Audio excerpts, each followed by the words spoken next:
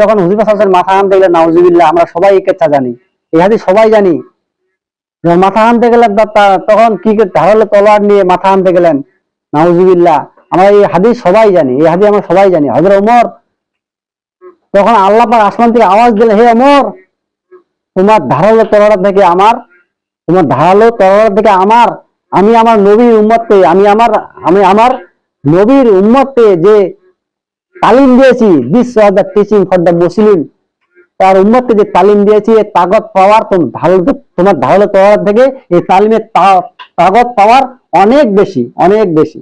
আল্লাহ পাক এই হযরত ওমরের মতো কঠোরকে আল্লাহ পাক এই তালিমের দ্বারা হেদায়েত দিয়েছিলেন, এই তালিমের দ্বারা হেদায়েত দিয়েছিলেন। আর সারা পৃথিবীর মানুষকে বলা হচ্ছে বাড়িতে তালিম, বাড়িতে তালিম।